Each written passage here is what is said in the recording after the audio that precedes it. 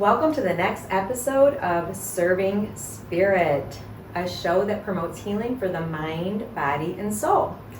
Well, I am honored and thrilled and excited to introduce my next guest, Reverend Pamela Hill-Taylor. She is a spiritualist minister, an astrologer, a numerologist, and among many other titles, which I'm excited to talk about. Welcome, Pamela. Thank you so much for being here. Well, it's an honor to be here too. Our dear friend Connie, a talented medium herself. Well, thank you very much. Yes, and Pamela and Robert both are my, as you know, my mentors, and so excited to talk about your life and what you do, and to spread some awareness with everyone about spirituality in general. Why don't we start with, let's talk about a spiritualist minister. What does that mean? Like, what is it that you do with that? I was ordained in the Spiritualist faith. Actually, I'm with the Independent Spiritualist Association of the United States of America. That's the full title, often just referred to as the ISA, Independent Spiritualist Association. And it is our 100th anniversary this year. The organization was founded in 1924. And now it's 2024, 100-year celebration. Well, again, no surprises, because there are no coincidences, right? That we're doing this right now at this time. I thought it was a timely time. Yeah. And spiritualism is a philosophy that believes that we communicate with those that have passed on. We don't call them dead, we call them so-called dead, right? Yeah. Because you're not really, you've just passed out of your physical shell. And you can still be communicated with, and you still have knowable features. Once you cross over. Yeah. How long, or have you? Let me ask it this way: when was the first time you noticed that you were Different? I mean special. I'm going to say special because it's very special, I was right? used to the different. Yeah, I know. Connotation. Especially back when we were growing up, this stuff was taboo. Oh my You God. didn't talk about this, right? They whispered about it, and Yeah. so I didn't always share things. Mm-hmm. When I learned, that wasn't, talking about hearing things was considered, you were talking to something evil. So it was considered if there was spiritual talk, it was evil, and it wasn't good. And I never felt evil around me with that. I felt it was kind and good and loving. That's what my experience was. But I had some profound experiences. My parents believed me, but they were of a faith that believed that any kind of communication with spirit was not good. Yeah. That you should leave that side of the world of life alone. Alone. And it seemed kind of beckoning and welcoming and comfortable for me. But I didn't share that. I kept a lot of myself hidden until I came to the Spiritualist church that was actually in my town. And I was not surprised, but I knew it was there. But I felt when I was there that there were other people there just like me that could talk to spirit, could hear spirit. And I felt comfortable. I felt at home there. And even though I was never going to join another church again, because I grew up with a religion that was, I called it the thou shalt not religion. It's good people and good philosophies and that, but it didn't resonate with my soul. Yeah. So I was never going to join a church. Well, I didn't join right away. Never say never, because I took a class. You had to take it was about a 12-week class if you wanted to be a member. But if you took the 12-week class, you didn't have to be a member. So I took the class just for knowledge. It was interesting. I had loved world religions when I was in college, so this was interesting. And then because I took the class, I decided, well, if I join, I can unjoin. Because nobody was calling me every week and naysaying, trying to conduct my, get me to do what I don't want to do, or to control kind of way. Yeah. And some religions seem to do that, unfortunately. They're good tenets, but it's a control thing. So I felt so comfortable, I joined. And that was 1996, late 1996. Okay. Do you actually physically see them, or do you hear Well, them? It was so scary when I was a child to have that experience that it stopped. I didn't manifest any more of that, but I see them in my head like you would a vision or a dream. You're just you're the middle person. You're the middle person. Medium is the middle. So I like to call myself a small, medium at large. Tell me more about the spiritual healing. How did you come about that? Well, I had my first experience. I had my first spiritualist healing when I was 16 at a spiritualist church. And I had asked my parents if I could go to church with my friend Ron. I didn't say what kind of church it was because they wouldn't have let me have gone. And so when we went, my friend encouraged me after the service to get a spiritualist healing, and in the social area of the church. And I said, I was up for it. Because I had had this pain and I'd been to the hospital and they couldn't find what was wrong. They didn't know, and I still had the pain. And after that session, hands-on, pray, I never had that pain again to this day. Love it. That was my first experience when I was 16. And I went with my friend and his sister, and we sat in the back of the church because we came in kind of late. And then when they give us, in a spiritualist church, they give a sermon. I didn't know that then, but I was new to the whole thing. They give us a sermon like regular church, and songs and hymns and services like a regular church. And then at the end, they give spiritualist messages by the mediums of the church. So, of course, that night, interesting, because that night there was no power. They had lost their electricity for some reason. There was some kind of blowout or brownout. And so there was just candles. It's all the energy from you guys. Yeah, well, happen. The light was out when we got to the church, and they told us to apologize, but the power's out, and we don't know what's wrong. It's being fixed. And so the messenger came to me, to the young lady in the back in purple. And I looked to my left, I looked to my right, and I was the only young lady, and I was certainly the only one wearing purple. So, and I was a little nervous, but she gave me a message, which didn't make sense because then I didn't recognize the name. And then, I won't repeat the names, but I didn't recognize the name, and when I was telling my girlfriends about this, the message was beware of thin ice. Beware of thin ice. Isn't, like, what the heck does that mean? Yeah, what the heck does Right. that mean? Especially at 16, I didn't know. And then when I was telling my girlfriends that, they said, oh, that's Mrs. So-and-so. She just passed away. And she had on her property a large piece of property adjacent to all of us neighbors. And there was a pond on that property. And in the summer, kids skinny dipped in the pond. I never did. My friends did. We'll but talk later. I was too prissy to go into the water, especially at night. And then and then in the winter, of course, it was iced over and we'd skate on it. And so it did make sense. But did she used to say that? Is that why? Like, did she? I don't know, because I really didn't know her. My little neighbor friends, they knew her because they'd been in the area forever. Yeah. It was an old farm, and long since cut up into subdivision lots now. But it was interesting at the time. But I thought, oh, that doesn't make any sense, and I wanted to poo-poo the message, and it was poo-poo on me because it made sense. Don't beware of thin ice. They do that, don't they? They speak, it's almost like speaking in codes or like, little phrases that it may not make sense right away, but it generally does later. That's what I tell people, what I've learned in doing this work. Even messages I would get quietly myself before I was doing this work or understood it, was that if it doesn't make sense right away, it will later. They do that, don't they? They speak, it's almost like speaking in codes or like, little phrases that it may not make sense right away, but it generally does later. That's what I tell people, what I've learned in doing this work. Even messages I would get quietly myself before I was doing this work or understood it, was that if it doesn't make sense right away, it will later. And sometimes it's real later.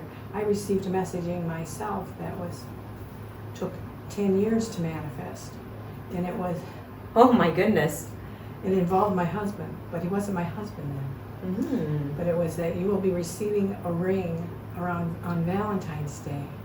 And that was the message. And I was like, what does that mean? And it was like 1998. Mm-hmm. So every Valentine's Day for 10 years, you're waiting for the first where's my ring? Yeah, for the first couple of years. And what kind of ring was it? Was it Right. family heirloom passed down? Was it Wedding, engagement? Yeah, yeah. Mm-hmm. So I didn't think, after the first couple of years, and I didn't think too much about it. But when Robert proposed to me, he did it on Sarasota Beach. And it was on Valentine's Day. Ah, so that's when I got the ring. That's when you got your ring. 10 years later. That's the thing about that. The spiritual side, they don't have the same time frame as us. They don't understand. The timing is different. So you can think it's tomorrow, and sometimes it is. Mm-hmm. Sometimes it's that quick. Mm-hmm. Like I had received one that said, it's God's time, not your time. Now, what would you think that meant? Something happening, taking longer to happen? Yeah. Usually. Yeah, Because let's face it, we're not patient. No. Creatures. That's one thing I'm working on. So you would Well, think many. that I'm always working on patience too. Mm-hmm. You would think that means that something's going to take longer and you're going to need more patience. But it meant it was faster and I wasn't ready for it. Mm-hmm. It's Oh, God's it's time. opposite. Yeah. Yeah, I'd never had It's that happen opposite. before or since. But Mhm. yeah, I wasn't quite ready. I didn't think I was, but I was. So how else do you receive information being a medium? Because I feel like there are a lot of our viewers who are natural mediums who don't even realize that they're receiving information. First of all, don't be afraid of it. Love that. Secondly, you are in control. So you can control how you receive it, or if you receive it, when you receive it, and how you receive it. Mhm. Because you're in control, you're the medium. So don't be frightened by these. Some people say, oh, I'm so afraid they come and wake me up at 3 in the morning. Well, then tell them not to. If you had somebody waking you up at 3 in the morning, would you be annoyed? You'd tell them that, right? You mean like a physical Like a person physical here? person? Yeah, who's here Or in their if physical somebody's body? knocking on your door at 2 a.m., well, that's not an appropriate time. Or at any time and you're in the shower. Well, you're not going to stop everything. Oh, I think I'll come to my front door. No, you're gonna wait till you're ready to receive company. And it's the same with receiving the other side. Your time frame, your limits, your boundaries. So you need to establish boundaries. And you don't have to receive. If you don't want to receive messages and they're annoying, then you say so. They Okay. have to conform. They have to obey. How do you say it? Like, what would you say if you're someone who doesn't want to receive them? How would you do I said, that? don't come to me in the physical. Okay. Don't manifest outside. Because that frightens me, quite frankly. So manifest in my head. We were in England at a B&B in England. Mm-hmm. And I had just said a couple months before that I think I'm ready to see things outside of myself again. Uh-huh. Careful what you say. I keep saying that too, and then go ahead. I know where you're going with this. Exactly. So we're settling. He's snoring next to me, Mhm. and I'm getting ready to turn over and switch off the light. And suddenly these two figures start to manifest. One's a big, tall man, old, elderly, and the other's a small, bird-like little woman. And I'm going, oh, don't do that. Don't do that. Not now. This is not good. I need to sleep. You can come to me tomorrow morning after I've had a good sleep. Oh, that's a good way to say Then you it. can manifest in my head, not outside of my head. You can manifest, and then it's okay. So I had a good sleep, and then as I was waking up, they manifested in my head. Ah, they listen to you. Yes, they did. It works. And they had a message that was actually for the B&B hostess. And at first she was a little hesitant Mm-hmm. and to receive it. And then she didn't make sense to her until she thought about it. And then she said, that was my husband's grandmother and grandfather. And you're staying in their room. Oh, that is, I just got chills. So that was is a so confirmation. funny. And the Yes. message made sense in the context of the message for them. For what they had Yeah, at the yeah. time. So, but see, things like that, you're in control. Love it. You're not comfortable with something, say so. I'm not comfortable with seeing something outside of me. And I sort of did, just briefly. And I had a friend who died, and I didn't know died.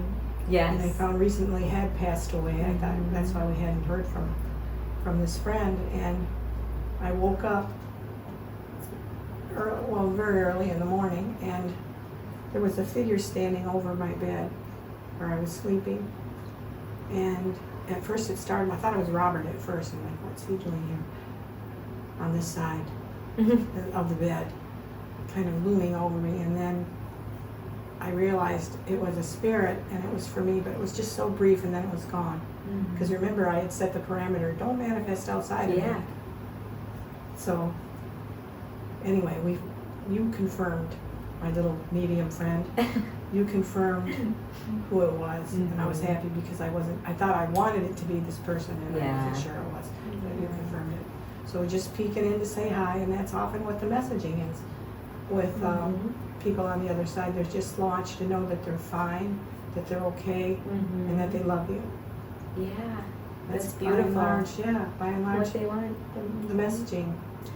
And he thought you were cold, because he said he thought you were I chilly. was. He was wanting to put a blanket on you, so that's why he was like leaning over you. He didn't mean to scare you, and he is a little jokester, so he's a little jokester. He was quite funny. We all enjoyed him in the office. It was quite funny. Yeah. So those are some of the experiences. When I was probably about 8, and I know people have had experiences like this. At night in my bed sleeping, I was going to get up and use the bathroom. It still hasn't changed all these years later. I always have to get up at least once. And I put the covers down like to get up, and I saw this figure standing in the corner of my room. And it was a dark hooded figure, and it was scary. I was 8, and the figure had a hood over its head, and it was to the side, and it had a rope like belt. Oh, so. Well, it was like a monk's figure, but I didn't know that at 8 years old. That would seem scary at 8. That was really scary. And then it was wavering, it was moving, it wasn't standing still, it was kind of and I was afraid it was going to turn and I was going to see what was under that hood. Yeah, so did you cast it away? What did you do? No, I put the covers over my head. Which is, I think, what most people would do. Which right? Most 8 years old exactly. might do. I couldn't call or run to my mommy. No, I couldn't even squeak. I couldn't speak and I couldn't squeak. So I finally worked up the nerve to pull the covers down, and there at the foot of my bed was Jesus, the figure of Jesus with his hands raised, like sometimes you see in art, hands raised like this, and you think that would be comforting. Well, sort of, but it was scary too. But at 8? At 8? You don't know. At 8, so I put my covers over my head again and waited, I don't know how long, and then finally I leaped out of bed and ran out of the room to my mother. And then she had to sleep in my bed with me a few nights after that. I had a double bed, so there was room. Yeah, and you welcomed it. And I welcomed it. It was Mommy. Yeah. That was my first experience like that. And there were some others, but that was the most dramatic. And it wasn't anything to be afraid. I've since understood that was protective. Yeah. And that the monk figure was actually a guide. That I didn't know about guides then. So, but yeah, I hope I share this because I'm hoping other people, it helps other people know that it's natural. I love that. It's just we get scared of it. And you do have control over it. That's the nice thing, that you can set the parameters. And one thing I always tell everybody when they say, oh, you shouldn't do that, kids are born with this, like you're 8. You wouldn't have known if it's good or bad. So to me, God made us this way when we're young. Babies they see things all the time, and they teach you out. They teach it out of you. I can remember I was less than 4 because we were still in that one flat before my parents bought a house. I knew when people were not telling the truth. I was confused. They would say one thing and I'm like, oh, I didn't think that's not true. I just was confused because it wasn't what I knew to be so. So that was the first early memory that I had, that kind of thing, knowing that they weren't telling the truth. So being a medium, we're able to see spirits and hear spirits. What about, and sometimes angels, right, and Yeah. guides. What about negative energies? Have you ever encountered a negative energy? Oh yeah. Yeah. Sometimes every day. Oh, goodness. And how do you handle You it? set boundaries, and that's not going to bother you.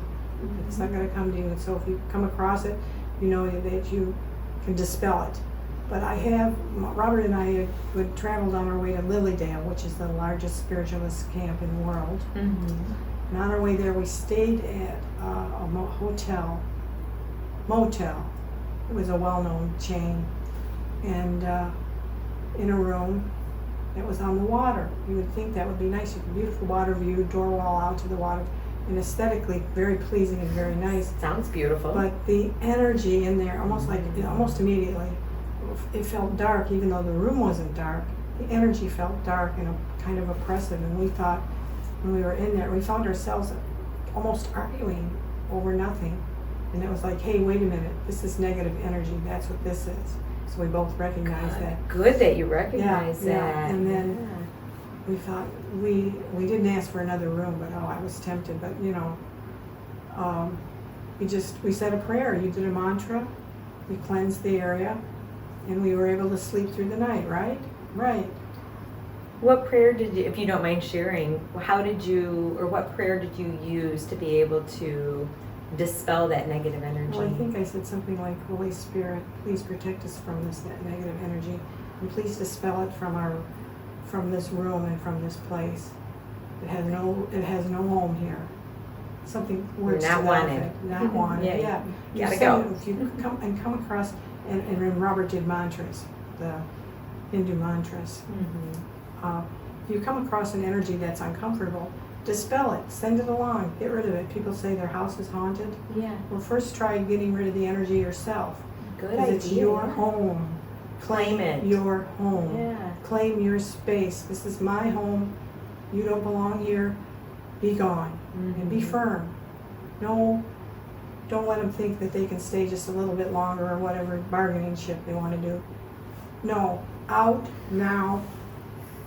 You're not wanted. You're Kind of not like wanted. you'd have to, if you had an unwanted, like you said, same in physical form, if there was an unwanted visitor at your house and Yeah, you didn't want them in your space, Yeah, leave. you would tell them to leave, right? I would say please leave, Yeah. but in the case of the spirit, I'd say leave. Leave. No Yeah. please about it. Yeah. Just leave. Yeah. Yeah, I like to go, you ain't gotta go home, just gotta get the hell out of here. Right. You just gotta get out of this leave. space. I'm not going to tell you where to go.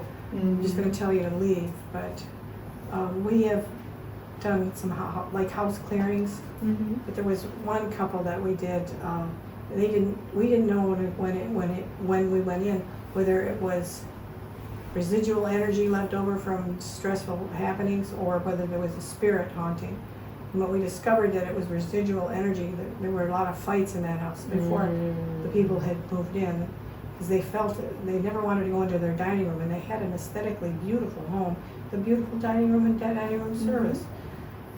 And so when I picked up on the energy, we cleared the energy, Robert and I, and then up in one of the bedrooms, it was palpable, the negative energy, stress, and it had been a young girl that had been very depressed and angry. So we dispelled it, but she hadn't committed suicide, so there hadn't been anybody there that wasn't a spirit, except we cleared the energy from that room, cleared the energy from the dining room, and then our lady said, well, there is somebody that I keep feeling that there's still somebody here, and it's an old man. And I said, yes, there's an old man, but he loves you. Could this be your father? And she said, yes, I think it is my father. And I said, well, do you want him to stay or do you want him to go? She said, he can stay. He protects us. So it's up to the person if they want that energy or not. But I've actually had people not want to move along a ghost if they were peaceful.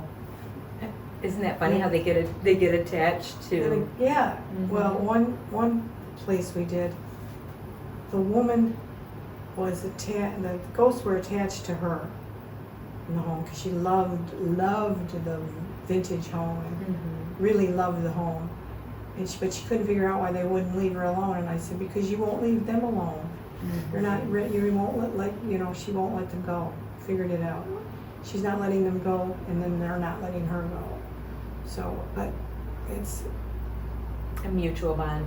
a mutual thing. You have to be willing to let go or want to let go. And if you don't, so what? Then they can hang out with you. Not that that's such a bad thing. It's negative when their earthbounds are spirits that have, souls that have not crossed over. Mm-hmm. They're in the earth atmosphere, but they can't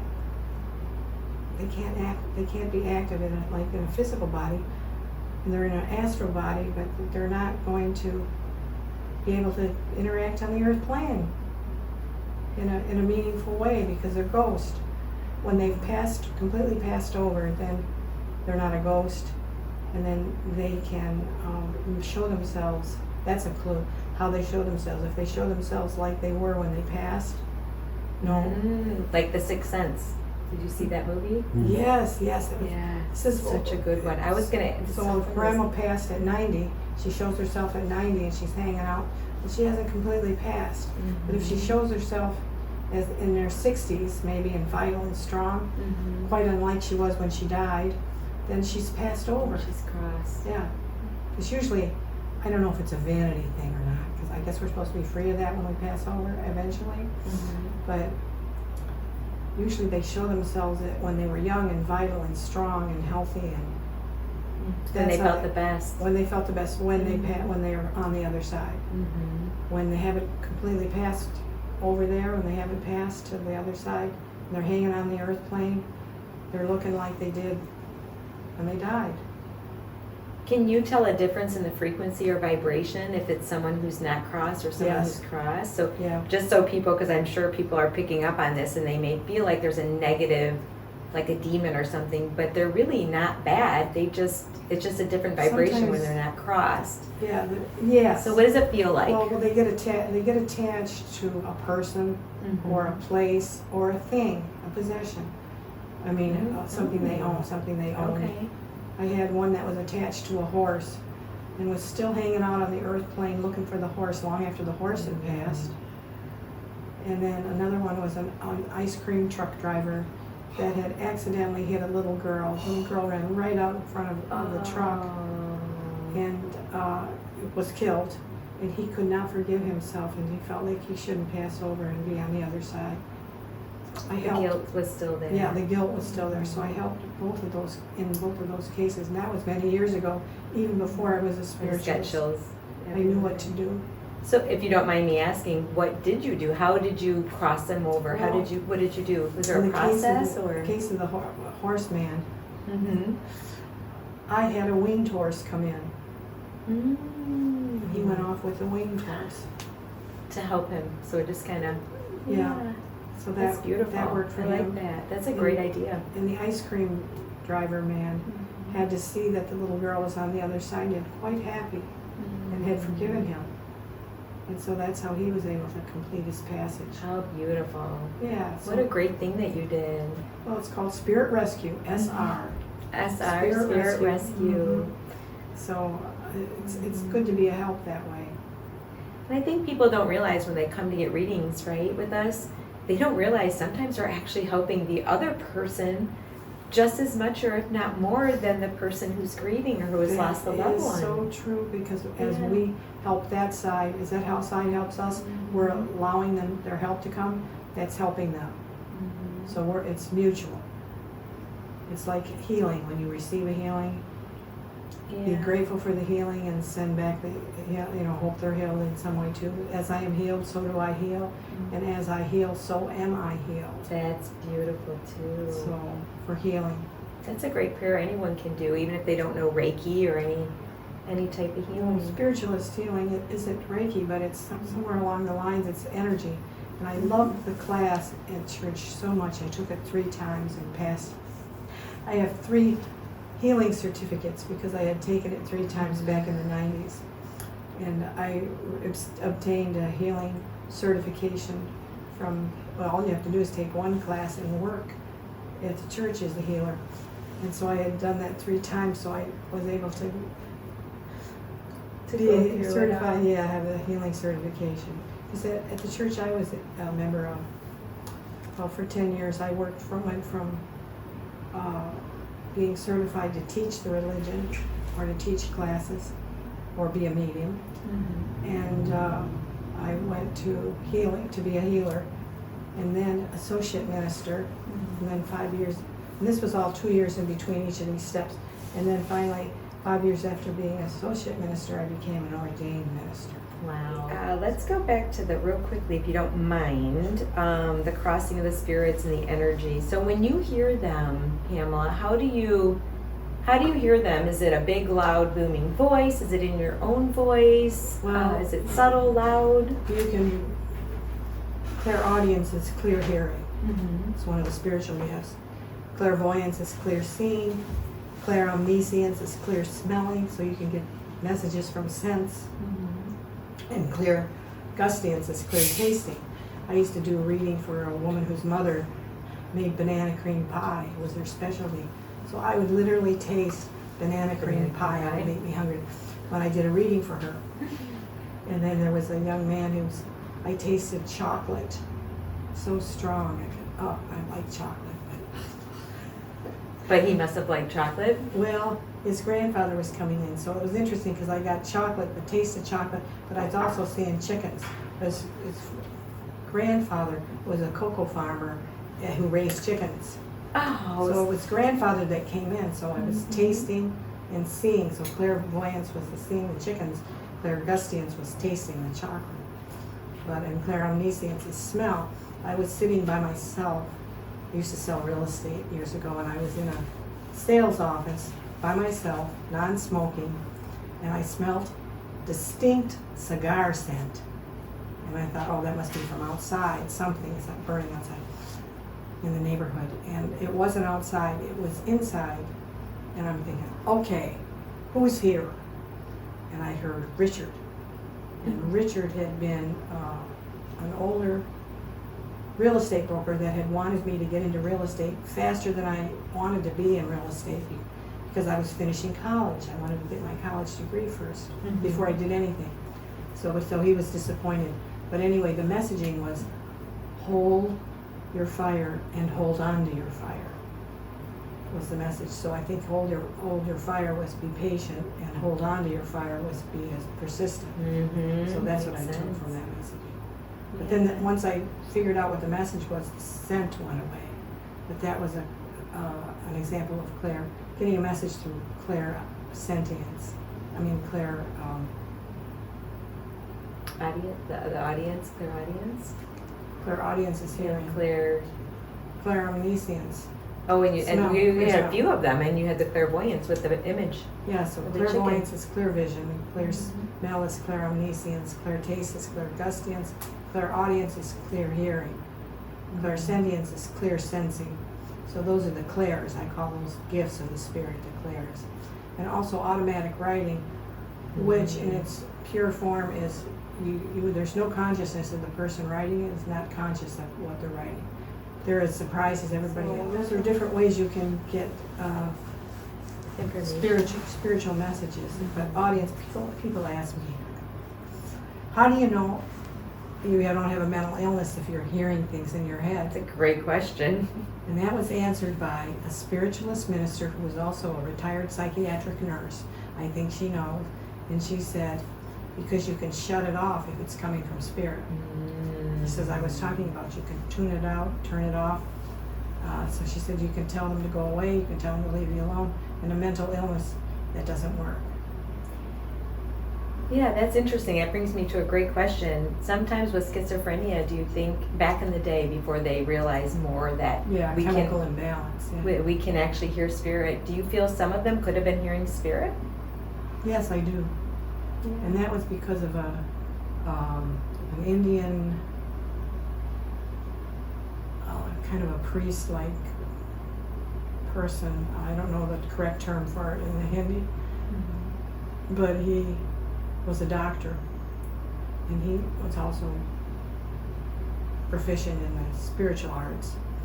And he said that they're actually not able to control, they've raised Kundalini energy and aren't able to control it. And that thus these things happen. So they're almost really gifted, but Yeah, doesn't in some feel cases, like it. maybe not every case. I don't know. I'm not an expert in that. Yeah. But yeah, so that they're hearing stuff, and it could be, but they don't know how to process it.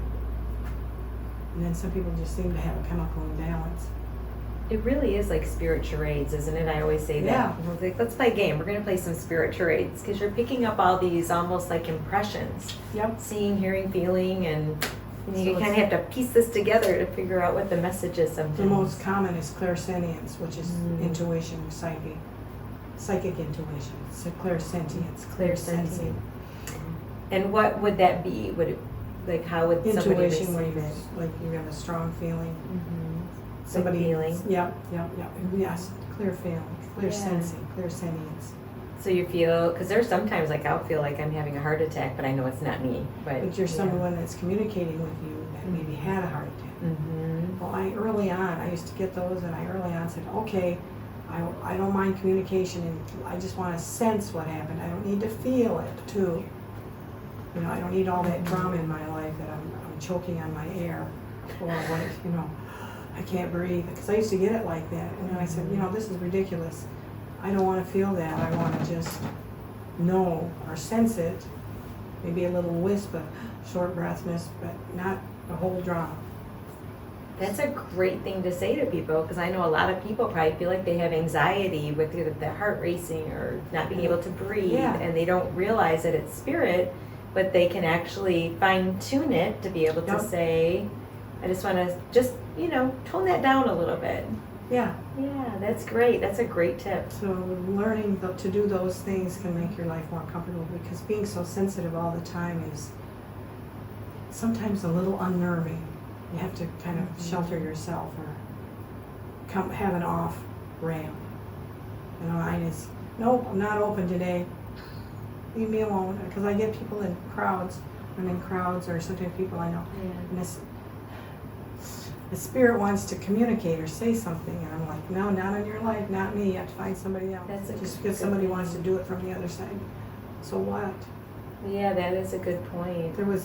I had a friend of many years from high school, and her mother had cancer, and she chose to end her own life rather than go through the horrible death that she knew she had coming, because all had been done that could be done. So her mother wanted to communicate at some point. A couple of years later, her mother wanted to communicate with her, and I couldn't do it. She wanted me. I had since lost track of the friend through kind of uncomfortable circumstances. She was not well mentally, and I just didn't want to go there again. So I told the girl's mother in spirit, I said, no, sorry Betty, I can't do it. Maybe you can do a little close thing where you have a little sign that says open, and then in your mind's eye, closed. Yeah, that's a good idea. Yeah, I just thought of that when you were talking. Project it in your mind. Open. Yeah, closed. So being clairsentient, where you feel so much and it feels so overwhelming sometimes, because I know we get that a lot with clients, right? Where they get, they're very stressed, it feels like it's your own stuff. Sometimes it's debilitating. It's hard to get out of bed because you're so that's where you sponge. Figure out, is it me? Is this me? Especially in a crowd. And suddenly you're feeling strange. How do you do that? I recognize what it is first, and then I clear it in my head. Okay. How do you recognize it? Like, how would you know if it's yours or someone else's? I was happy until I came out in this crowd. I was happy, and now I'm really feeling kind of depressed. Or in a group in some way, or sometimes just in a store. You get a whiff of grief, or you get a whiff of madness, or a whiff of whatever, and it's like, whoa, this is not. I don't own this. I know when it's my stuff and I own it, but I know when it's not my stuff and I don't own it. And I recognize it. That's the first step, and then I let that go. I say, be gone. Banish it. Let it go. Just literally see it gone. Awesome. That's a great technique, because that's cool. I think almost anybody can do that. Just imagine that it's gone, or just saying be gone. And distracting by doing something you enjoy that you like. Oh, that's a good idea. Like shopping. Oh yeah, spending money. I Stephanie, need a new pair of shoes. I get into trouble with Stephanie. We have retail therapy a lot. Well, that's okay. But she's a great shop. She's amazing. Anybody need a personal shopper? She's your gal. Yeah, well, that So would it be is a fun. distraction. We do have fun though when we do it too. So Or yeah. exercise or taking a walk. Yeah. And I recite the 23rd Psalm through the day periodically. If I find myself feeling Yeah. stressed about something, I start, the Lord is my shepherd, I shall not want, and so on, which I've memorized. I say that before I get out of bed too. Well, I do all these protective things before I get out of bed, and then when Okay. Before you start Yeah. your day. So what do you do? Just tell us what's your daily I morning wake up and I ritual? say, thank you for this day the Lord has made, I will rejoice and be glad in it. And then I do a prayer. I lift my right knee to my chest, and I do a prayer. And then I lift my left knee to my chest, and I do the Lord's Prayer. Okay. And then I lift both knees to my chest and do the prayer that I did before we started Okay. to kind of even my day. And I do the Archangel prayer. And what is that? Archangel Michael be on my right, Gabriel on my left, Uriel behind me, Raphael before me, and above my head, the presence of the Lord. Can't go wrong with that. So I feel That's some like protection. protected and open for my day. And at night I say, thank you for this day the Lord has made. I did rejoice and was glad in it. Protect me through the night. That's another great one too. You learn to do these things, in your own words, on your own style. Yeah. And whatever works for the person. There's no right Yeah, or wrong. It's all there's about no- intention, right? And intention is so important. There's no one size fits all. What is the gotta be your- significance of the knee? It's a Lifting stretch. that up. It's a Oh, so you're stretch. just stretching starting the day. My physical self, yeah, stretching starting the Oh, day. Okay. And then I do a complete stretch. All the way up. Yeah, That's great. all the way up and out, across the bed, unless Robert's in it. Unless Robert's in there. Robert might get punched, right? If you're stretching. So I have to do that sometimes later. Do a Okay. complete stretch. That's a great way to start the day. We're waking up physically and waking up spiritually and Oh, emotionally. balance. Balance. And the Lord's Prayer actually is a passive, kind of a passive way of, a conscious way if you think it through, of balancing the chakras. Our Father and Mother who art in heaven, I say Mother. Our Father and Mother who art in heaven, crown chakra. Hallowed be thy name, third eye chakra. Thy kingdom come, thy will be done on earth as it is in heaven, throat chakra. Root chakra, give us this day our daily bread.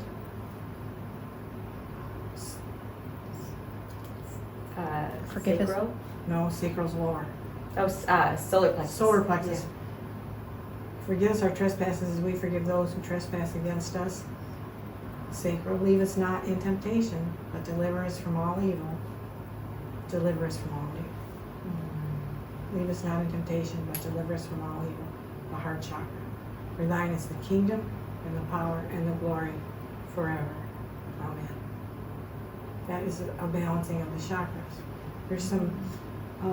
There's a chakra balance meditation out there floating. I'm sure they got different versions of it, but it all involves the Lord's Prayer. And I had an old one given to me by another spiritualist minister before I was a spiritualist minister to help balance my chakras. So it was, and there were different tones with it, not just the visualization. I would visualize the colors such as purple, indigo, aqua, red, yellow, orange, emerald green, which is also the color of the Archangel Raphael. Yeah. We've talked about Raphael before. Glowing emerald green light, Raphael. You guys have that all over you guys. Between the purple and the green, I always see it I'm off always of you calling guys. them in. Of you too. Right, left, back, front, over the head.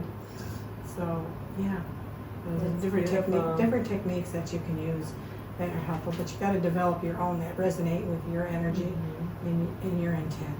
Yeah, that makes sense. You gotta feel good doing it. You gotta feel like what is good You for got to you. feel in touch with it. Yeah. Sometimes you use other people's techniques until you develop your own, and that's good too. Yeah. Yeah, it kind of evolves as you grow. Like you Yeah. said, and then you kind of leave some, you keep some, and next thing you Yeah. know, you have your own little tailor-made custom Custom protection, clearing, and rituals. This is a question that I think people may want to know the answer to. If somebody, well, first of all, do you believe in reincarnation? Yes. And can I still connect, or can someone connect with someone and receive messages even though they've reincarnated already? Yes. Awesome. And how does that work? It's a way we don't understand because we're finite creatures in a finite body. So it's hard to understand how you can be in multiple places at once, which God is. God is in multiple places. He's everywhere at once. But it's hard for people to, with our finite minds, we have a beginning, we have an end. It's hard to understand that. But yes. It's almost like the higher self, like you're communicating with the higher self, You not know, necessarily. Some of the Edgar Cayce readings were interesting about reincarnation. But that was, I always remembered that was given in one of the readings, that people that were reincarnated could also, that soul could communicate. Because it's the soul, not the personality that's communicating. The personality is the new incarnation of the soul. The personality self, but the soul self is the root, and it doesn't change, and you're communicating with the soul and not the new personality. I love that. I totally believe that too. You know, it makes sense. Yeah, it does make sense. It does resonate with me. And going back to the hearing, do you hear that in your own voice, or is it an outside voice? Do you hear it like how we're talking when you hear spirit or loved ones on the other side? Sometimes I hear it in the soul's, the spirit's voice. Oh, you do? Okay. Yeah. Like when my dad passed, as I was leaving the hospital, I clearly heard his voice in my head. Oh, in your mind, like, Yeah, okay. I said, it was a clear audience. I'm free. Aww. I'm free. I'm free. You know, he was just so thrilled to be out of it. He had such problems with his physical self toward the end. So he was just singing, he was free. So, yeah, so it was his voice. And then sometimes it's my own, where I'm chiding myself. Oh, don't do that. Which is hard to determine, which is our own voice, right? And what is that of spirit when you hear it in your, because I hear it in my own voice. Yeah, well, it works, you know, it's not one size fits all. So some people experience it differently. But no, I hear it sometimes in the voice of the spirit manifesting, and sometimes in my own voice. If it's advice I'm giving myself, I'm hearing it in my voice. Okay, awesome, very good. And in terms of mediumship, connecting with loved ones on the other side, and angels, do you hear them differently? Is it a different energy? And how do you know which is which, and between loved ones on the other side, angels, and then guides? Well, angels sometimes don't have I don't hear the voice. I just have it's like clairsentience. I'm sensing what the message is from the angelic force. Like healing, I get just the green glow, emerald green glow. That's healing, and it's a message of healing. So that would be from Raphael. Got it. Okay. But not always a message in a voice. Okay. It's like you know something, like something's communicated and you just know. I had a medium friend years ago, and she called it her knowings. Her knowings. She just knows something, and it's not a vision, it's not a voice, it's not a smell, it's not a taste, it's just a knowing. Knowing. Yeah. Which I thought was a good name for it, to just know something. Yeah, I think that claircognizance, would that be what is more of like the claircognizance of the Yeah, claircognizance. players? So with your guides, when was the first time you knew that you had a guide? Well, I was about 25 years old. I was finishing college, right? And I used to walk up at an old priest seminary college place because it was adjacent to where I lived. But I liked to walk up there, and there was a priest cemetery there. And I enjoyed walking on the grounds, including the cemetery. And I was in the cemetery and sitting there when it suddenly came to me that I had a guide named Abdul. Abdul, and I clearly saw the spelling. Now I just recalled that, and I said thank you, but I didn't exactly know what to do with that. But I thought that somehow it made me feel safe, made me feel safe and protected. But years later, that would have been in the 70s. years later in the early 90s, I had a reading at a girls' night out party. And the reader said, you have a guide. And he drew a picture of it and he wrote Abdul. Whoa. The turban. And, yeah. Ah. So, and I hadn't told anybody. You didn't tell anyone. It was back before you shared things like that. Right. But there was Abdul. And then I had a dream a few years after that I was in an apartment. It was just before I bought my condo, and I was in an apartment, and I have a dream that in the kitchen are Abdul and two other Arabs. I guess they were Arabs, and they were like, where did you come from? You're in my kitchen. You're trespassing, and I didn't like that. I'm like, you gotta leave now. But they were just paying no attention. They were laughing and having a nice time. And then I woke up and I realized, as I reviewed the dream, that was Abdul and his two brothers. Mm-hmm. And they were just being protective. Mm-hmm. They had a big move coming to buy the condo, changing different things that I had changed in my life. So I felt, again, after I figured it out, I felt protected. What functions can a guide serve? Guidance, protection. Just like how you were when you were going through the move. Yeah. How would you, what advice would you give to the viewers if they wanted to connect with their angels, their guide, or a loved one on the other side? What would you suggest to them? Intent. Okay. Their intent to make a connection. And be patient. Because it doesn't always happen in your time. It happens when it's right time. That's when it happens, when you make the connection. And as far as a name, I get often asked, can you have the name of my guide? And I don't get a name. What I get is, if you focus in on and ask, you'll get the name of the guide. Because it's your guide, it's your personal connection to that energy that is the guide. That's so important. So don't ask somebody else for that name. You meditate and ask for the name. It's interactive. How does the imagination come into play with connecting with guides? Well, again, you want intent to make a connection, and you want it to, kind of like the prayer help. You want it to uplift, enlighten, inspire, heal, and guide. You don't want it to frighten you and distract you or misguide you. Uplift, enlighten, and then you ask for the highest and the best to be present. And then you invoke divine order, divine protection, divine guidance, divine healing, and divine grace. And divine grace is the aspect of overcoming difficulties and overcoming old karma that you have to, the paybacks of life. So it's help with overcoming difficulties in life. That may be some difficult karma that you're working on. So the idea of grace is to help you with that. And maybe it won't be so bad, the element of grace. To lighten it up a little bit, right? Oh, that would be nice, right? Uplift, enlighten, We'll inspire. accept the grace. Yeah. Bring in the grace. Yeah, I love So that. That's beautiful. That's why the prayer Okay. to do that. So that's really all they have to do is have the intent and then do their invocations of Intent for it to be a good experience and to be a helpful experience and to be patient and don't be angry because what happens isn't what you thought should happen.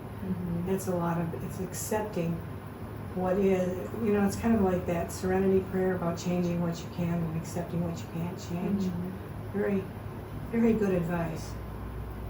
Yeah, I agree with that. When, in terms of guidance and receiving guidance from guides, how does that come into play with things being predestined and then free will? For instance, We all play a part. Oh, love it. Okay, go ahead. Yeah. You were going to do a for instance. No, go ahead. That's perfect. You know exactly where I'm going with this, so you're good. Well, I have said a little prayer when I encounter something difficult about, please help me with this. Please help me learn my lesson. Please help me to know and to understand and to work with this in the best and highest way possible.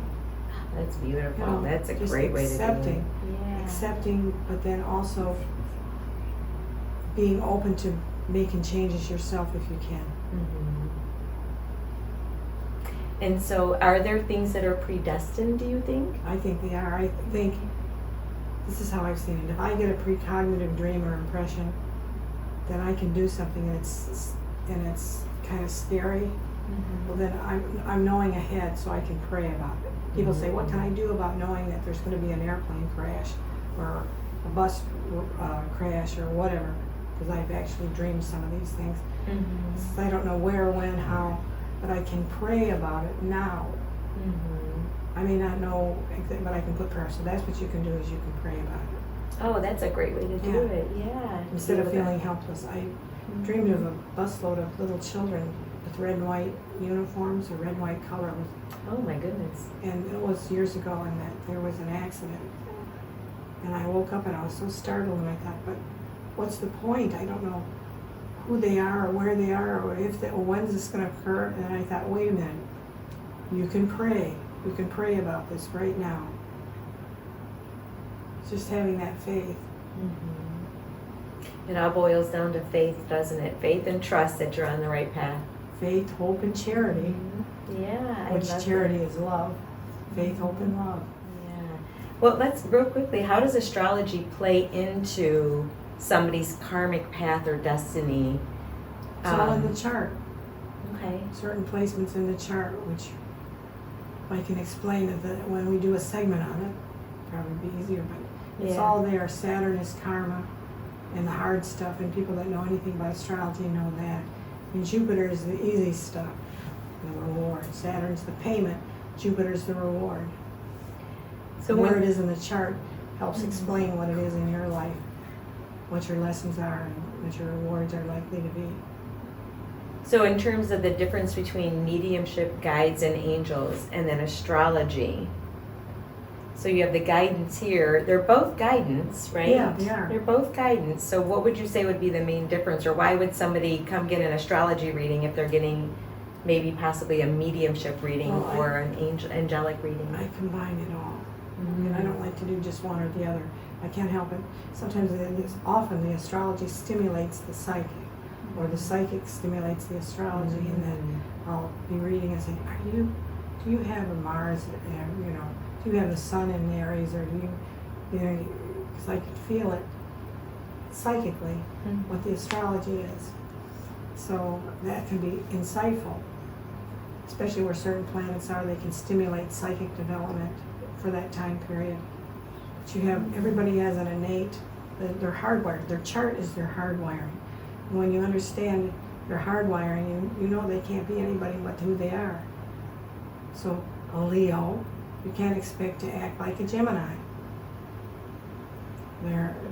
I understood a lot of people better, including my own family, when I realized their charts. I did their charts and I realized I can't expect this person to be all warm and fuzzy. They're not. They're intellectual. So they show that they care through practical gifts and practical help, rather than warm, fuzzy chocolates and roses. Yeah, that makes sense. Yeah.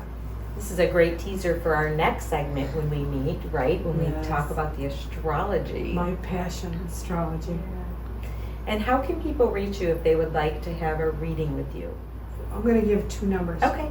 Robert, 313-682-1569. 313-682-1569. And then my number is 248-505-7884. 248-505-7884. Awesome. Great. Thank you. And again, I can vouch. I was just here yesterday, like I said, for my 6-month reading with my chart installment. And the things that you can look, the very cool thing is, like, now I know that Jupiter is in my house of career until February, and then it's going to move into the public, right, in my 11th house, so now I can use that energy to be able to take advantage of it. I can make the hay while there's sunshine, basically, what right? helps is confirmation. Most people are in touch with that energy, and they're working toward it without knowing it consciously. But when you have conscious awareness, you can do even more. It's helpful. Awesome. Well, I'm sure people will be excited to get a reading because I know I get excited every time I come here. So, Well, we it's get my excited time. when you come too. Aw, We love it's you. mutual, and I love you guys. Well, thank you very much, Pamela. This has been My again quite an pleasure. honor because My pleasure. besides being my friend, you are one of my mentors. So, very highly, very high regard and respect for what you do. Thank you. We And feel the same for you, Connie. Thank you. Thank you for the opportunity. Awesome. All right, everybody. Until the next one, and everybody have a magical day and night filled with peace, love, and light.